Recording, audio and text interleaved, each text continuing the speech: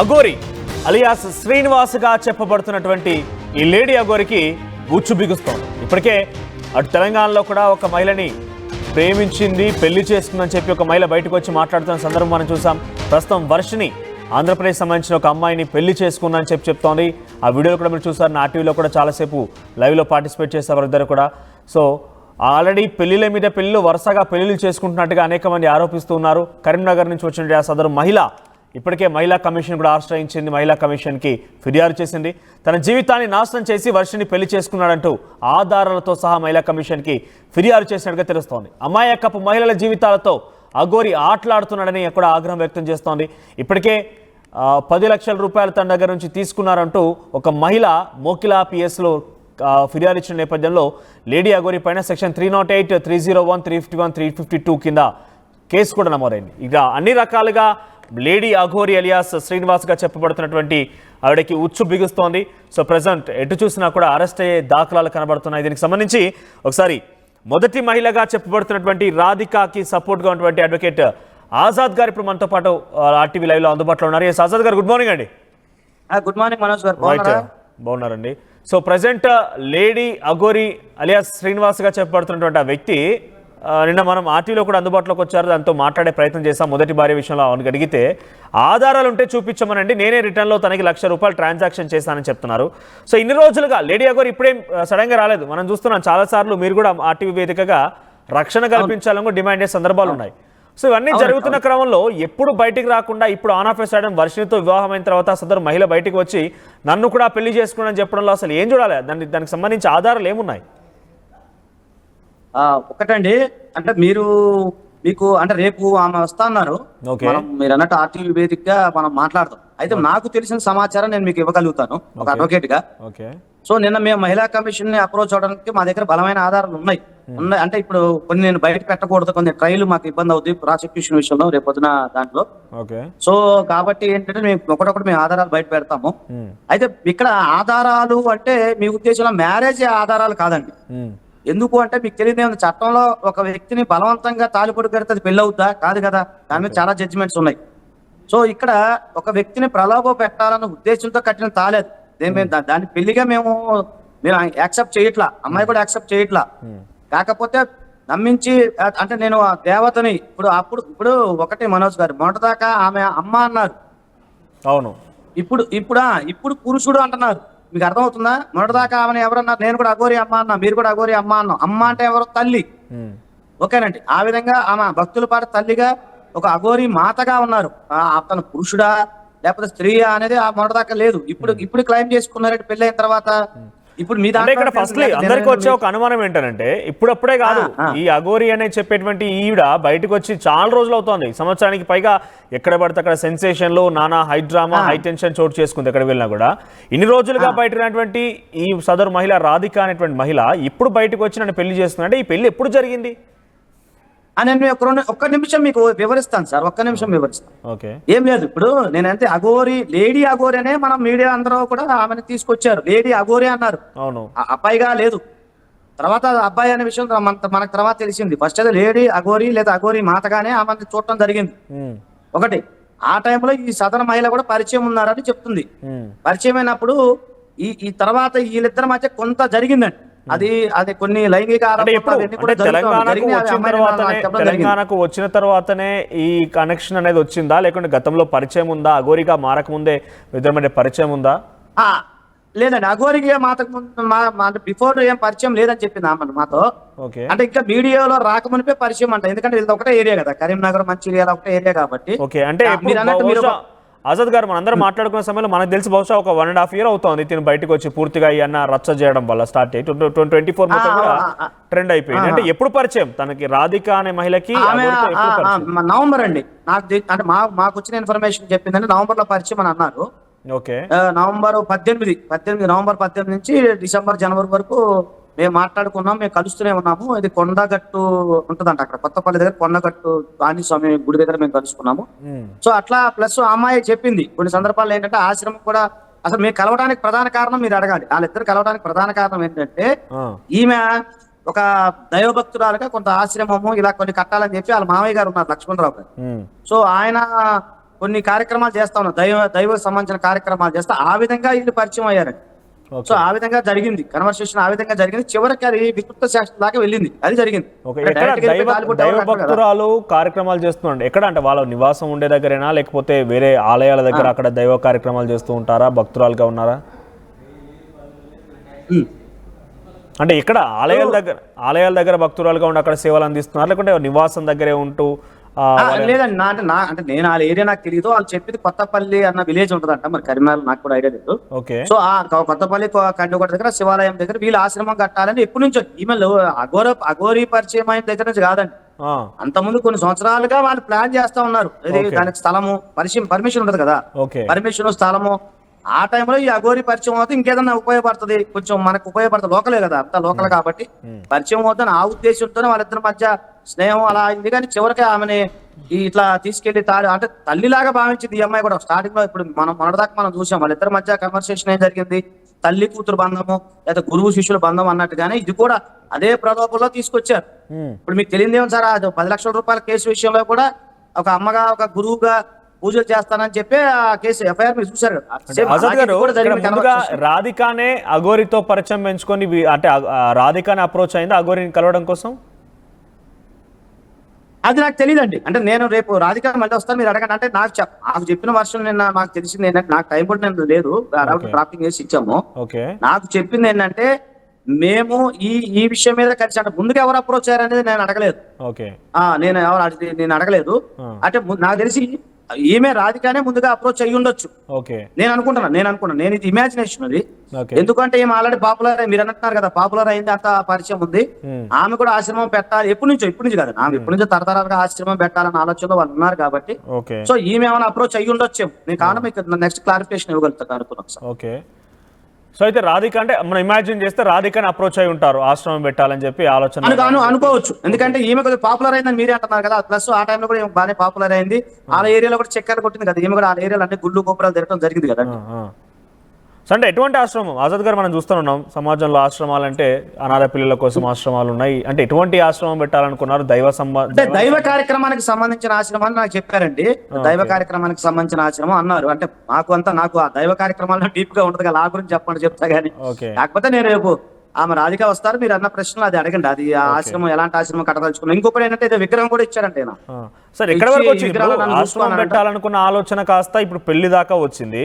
So ఈ ఎన్ని రోజుల పరిచయం ఉంది వాళ్ళలో, ఎటువంటి కన్వర్సేషన్ ఉండేది వాళ్ళ మధ్యలో, ఏమైనా ట్రాన్సాక్షన్స్ ఉన్నాయా? నేను మాత్రం అఘోరిని అడిగినప్పుడు నన్ను ఇలా సంప్రదించింది, ఆశ్రమం పెట్టాలనుకుంటున్నాను, గోసేవ చేస్తున్నాను, నలుగురికి సహాయపడుతున్నాను అని చెప్పిన నేపథ్యంలో నేనే ₹1,00,000 తనకి ఇచ్చాను అని చెప్పి అఘోరి అంటోంది.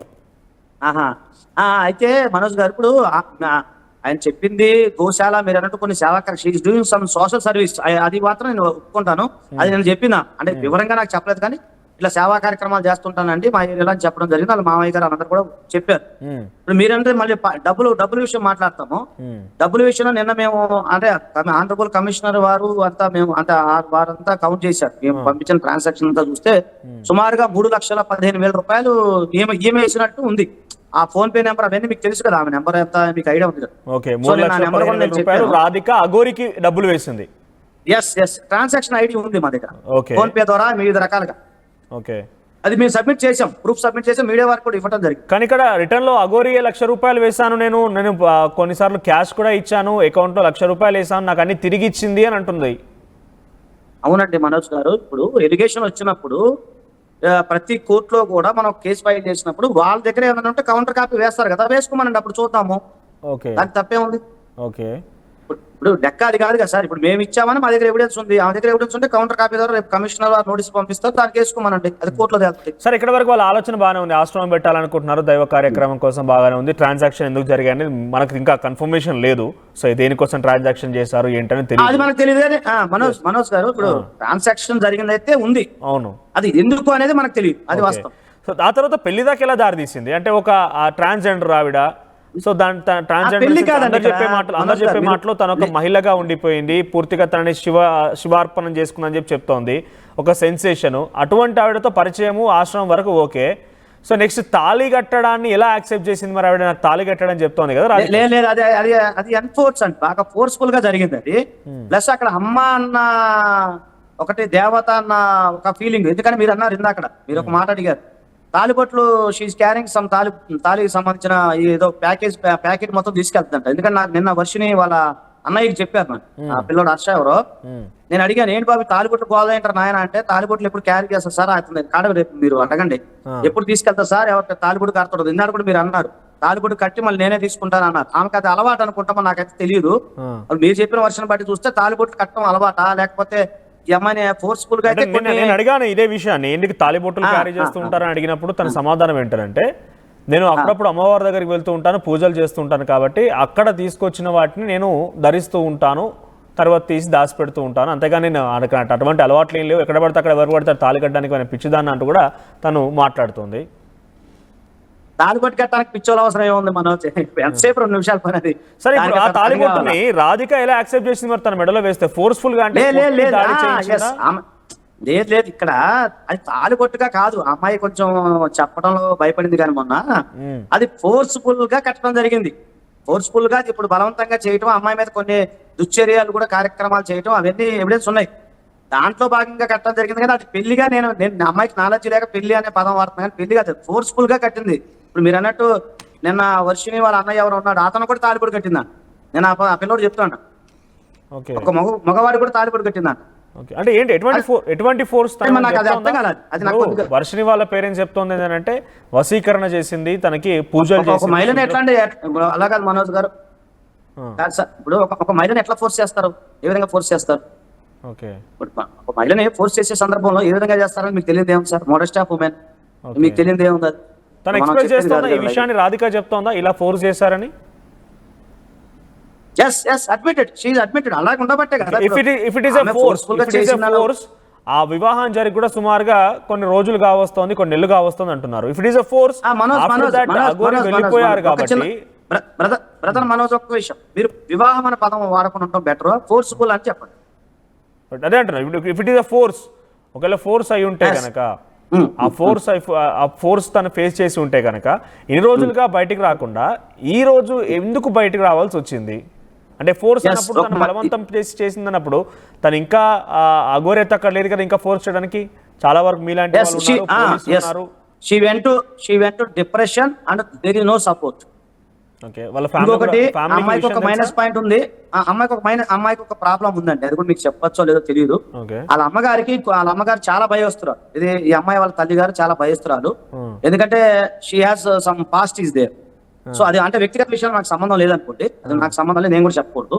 సో దాని ద్వారా వాళ్ళ అమ్మగారు ఏంటంటే ఉత్తమ మనకు వద్దు, ఎవరి కర్మాలు ఇండియాలో ఏముంటుంది అలాగా, ఎవరి కర్మ వాళ్ళు ఎటన్నా సామని మనకెందుకు, ఆడిపోతే మనకెందుకు అనే ఉద్దేశంతో వాళ్ళు.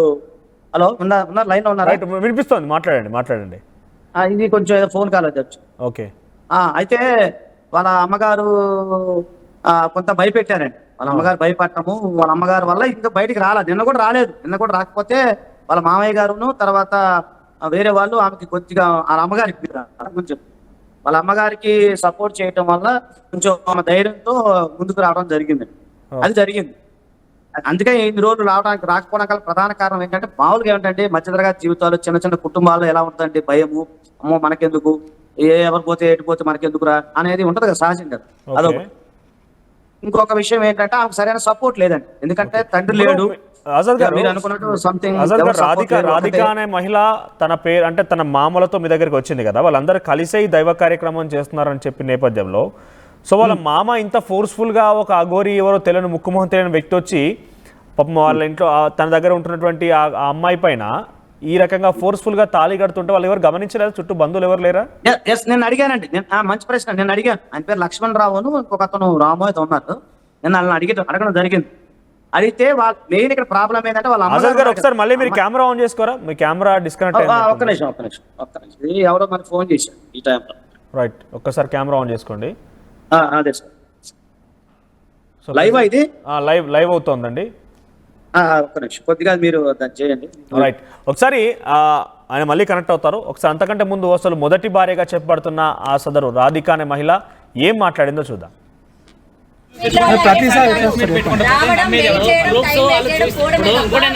ఇప్పుడు మీడియా ఛానళ్ళకి ఆమె చూపించాను కానీ అధికారులకు చూపించను అంటుంది కదా, మీరు దానికి ఏకీభవించాలి.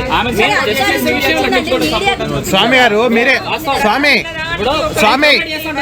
హలో స్వామి, ఒక విషయం, ఇప్పుడు అతనికి అంగమే లేనప్పుడు పెళ్లి చెల్లదు అంటారు కదా, మరి ఈ పెళ్లి ఎట్లా చెల్లుతుంది? ఈ పెళ్లి ఈవిడ పెళ్లి చేసుకుని పెళ్లి గురించి చెప్పలేదు కదా అక్కడ, బలవంతంగా చేస్తున్నాడు, తాళి కట్టిండు. ఇద్దరు పిల్లలు అంట కదా మీకు, అదే అడుగుతున్నాం, మీరు చెప్పండి. చెప్పారు పిల్లలు ఉన్నారని అంటాడు, పిల్లలు ఉన్నారా అని మేము క్వశ్చన్ అంటే ఈమె వ్యక్తిగతంగా జరిగినా కూడా ఆయన ముందుకు వచ్చాడు అంటుంది కదమ్మా. ఇప్పుడు వర్షిని అమ్మాయి వర్షిన ఆల్రెడీ ఒక రాజేష్ గురువు గారితో ఆమెకు ఏదో అయిందని చెప్పింది, ఆమె కూడా బయటకు తీసుకొచ్చి మీ మధ్యలో సమాధానం ఏం చెప్పారు? వీడియో వస్తుంది సాయంత్రం లైట్ తీసుకొని అయినా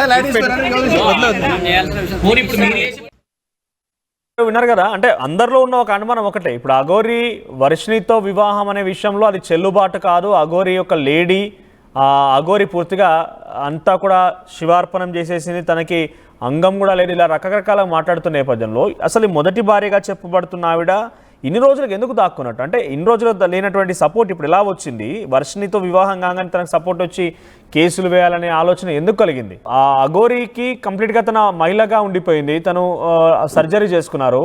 సో వర్షినితో చేసుకున్న వివాహం చెల్లదు అని చెప్పి చాలామంది ప్రజలు కానివ్వండి, జనరల్గా చాలామంది కూడా కొన్ని గొడవలు చేస్తున్నారు. అసలు చెల్లుబాటు కాదు, ఆ అమ్మాయిని మోసం చేసి తీసుకెళ్ళింది, వశీకరణ చేసి తీసుకెళ్ళింది అని చెప్పి చెప్తున్నారు. సో అది పెళ్లిగా చెల్లుబాటు కానప్పుడు ఇక్కడ కూడా మనం పెళ్లిగా చెప్పలేము, ఇట్స్ ఫోర్స్ఫుల్ వన్ అంటున్నాం. సో ఈ ఫోర్స్ఫుల్ వన్ కనుక నిజమే అయితే, చాలామంది ఇప్పుడు మీరు ఆడియోలో కూడా వినండి, చాలామంది జర్నలిస్ట్ అడిగే క్వశ్చన్ ఒకటే, సో ఇన్ని రోజులుగా లేని సపోర్ట్ ఇప్పుడు ఎలా వచ్చింది? అఘోరి వర్షినితో పెళ్లి చేస్తున్న వీడియోలు బయటకు రాగానే వారిద్దరు బయట కలిసి తిరగగానే రాధికకు ఎలా సపోర్ట్ వచ్చింది? ఇన్ని రోజులుగా తన ఫోర్స్ఫుల్ మ్యారేజ్ అయిపోయి నిజంగానే తన పైన బలవంతంగా ఆ తాళి కట్టి ఉంటే ఇప్పుడు ఎందుకు బయటకు వచ్చింది? ఇప్పుడు తన డిమాండ్ ఏంటి? తన భర్తగా అఘోరిని స్వీకరించాలనుకుంటోందా, లేదంటే తన పైన శిక్ష వేయాలనుకుంటోందా, లేదంటే ఈ డబ్బులు ఏవైతే ట్రాన్సాక్షన్ చేస్తారో డబ్బులు తిరిగి రావాలనుకుంటోందా? అది ఒకటండి, మళ్ళీ చెప్తాను. ఇప్పుడు అందరికి ఉన్న ప్రశ్న ఏంటంటే ఇన్ని రోజులు ఏం చేస్తుంది అనేది ప్రశ్న, మొదటి ప్రశ్న. అవును, సార్ వినపడుతుందా? వినపడుతుంది, చెప్పండి. రైట్. మొదటి అంటే నేను కనుక్కొని చెప్తున్నాను, నాకు తెలిసిన నాలెడ్జ్ నేను మీకు షేర్ చేస్తున్నాను. ఆమె చెప్పడం ఏంటంటే వాళ్ళ అమ్మగారి ద్వారానే బయటికి రాలేకపోయటం మొదటి ప్రశ్న. ఎందుకంటే వాళ్ళ అమ్మగారు వద్దమ్మా, నీకు పాస్ట్ ఉంది, గతంలో పాస్ట్ జరిగింది, మళ్ళీ ప్రాబ్లం అయింది, ఆమె కూడా ఎత్తు బాగోలేదు, నాకు కూడా ఎత్తు బాగోట్లేదు, మనకి ఎవరో బ్రీఫ్ చేయగలుగుతారా? టు యువర్ నాలెడ్జ్ బ్రీఫ్ చేయగలరా? పాస్ట్ ఏముండే అంటే ఏ విషయం బ్రీఫ్ అంటే ఏంటి? అంటే పాస్ట్ లో పాస్ట్ జరిగింది అని అమ్మగారు చెప్పారు, అది నాకు తెలియదు సార్, నేను అడగకూడదు కదా, రైట్ టు ప్రైవసీ ఉంటుంది కదా సార్, వ్యక్తిగత విషయం మనకేం సంబంధం. ఓకే, నేను అడగలేదు, నేను అడగంటే రేపు అమ్మాయి వస్తుంది, మ్యారేజ్ ఉందా? పాస్ట్ లో మ్యారేజ్ ఉందా తనకి? అది పాస్ట్ అంటే మీరు అర్థం చేసుకోవాలి సార్, కొన్ని వ్యక్తిగత విషయాలు రైట్ టు ప్రైవసీ ఆర్టికల్ 21 మీకు తెలియదు ఏమో సార్, మనం అడగకూడదు, నేను కూడా చెప్పకూడదు ఆమె పర్మిషన్ లేకుండా. సరే, మీరు ఆమె డైరెక్ట్ గా అడగండి, ఆమె డైరెక్ట్ మీరు ప్రశ్నించండి, no problem, you have the right. Okay, so నేనైతే చెప్పకూడదు, నాకు తెలిసింది అది. పాస్ట్ అంటే మీరు అర్థం చేసుకుంటారు. ఇప్పుడు అఘోరిని అప్రోచ్ అయిన తర్వాత, ఫోర్స్ఫుల్ తర్వాత ఎందుకు ఆలస్యమైంది? సరే తల్లి వద్దనండి, ఆ మామ అక్కడికే వస్తాను, ఎన్నిక వస్తాను చెప్పండి. సో దాని వల్ల ఆమె ఫోర్స్ఫుల్ వల్ల ఆమె సైలెంట్ గా ఉంది ఇప్పుడు వరకు.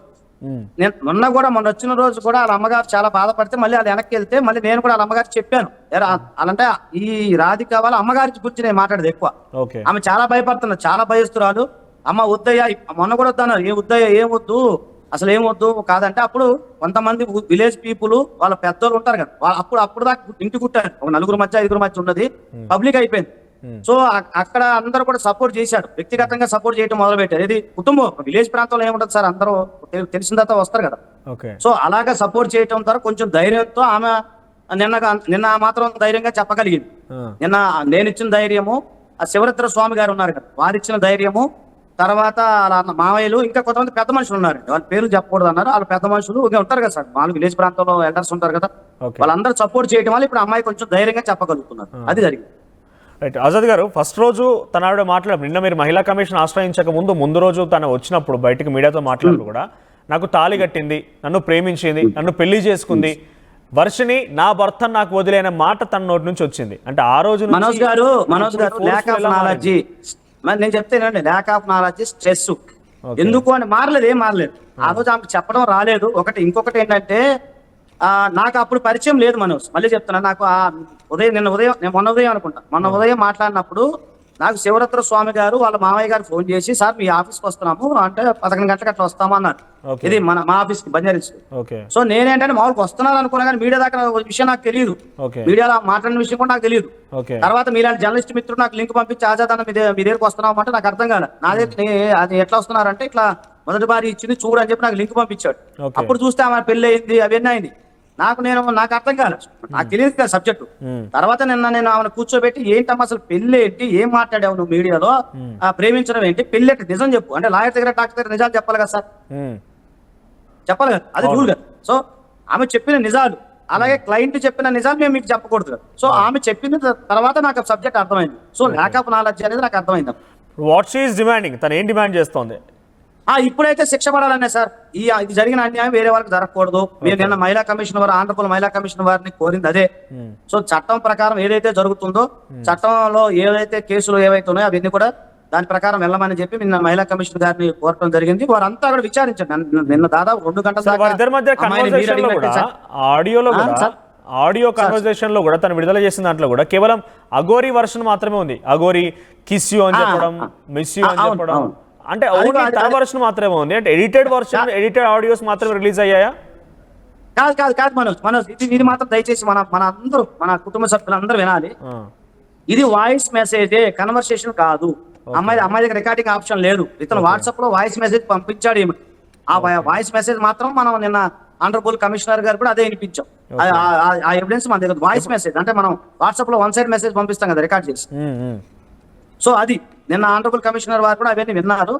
వారు విన్న తర్వాతే మన కేసుని యాక్సెప్ట్ చేయడం జరిగింది. మీరు అర్థం చేసుకోండి, ఒక కేసుని ఒక కమిషనర్ వారు యాక్సెప్ట్ చేస్తే మన అన్ని ఎవిడెన్స్ ఉంటేనే కదా యాక్సెప్ట్ చేస్తారు. ఆఫ్ కోర్స్ దాన్ని విచారిస్తారు, యాక్సెప్ట్ చేసినంత మాత్రం విచారణ కొనసాగుతుంది. నేను ఏమంటున్నాను, ముందైతే అడ్మిట్ అయితే కావాలి బ్రదర్. అవును అజర్ గారు, ఇంకో విషయం, అసలు ఎప్పుడు జరిగింది ఫోర్స్ఫుల్ తన పైన తాళి కట్టడము? ఈ conversation in the month of November to January, ఈ బిట్వీన్ అంటే జనవరి. ఓకే, సో ఈ 3 months లో ఇంత ఫోర్స్ఫుల్ గా ఒక పర్సన్ సెన్సేషన్, అప్పటికే మీ అందరు తెలుసు, చాలా సార్లు కూడా మాట్లాడుకొచ్చారు, ఏకంగా డీజీపీ ప్రొటెక్షన్ అడిగారు మనం.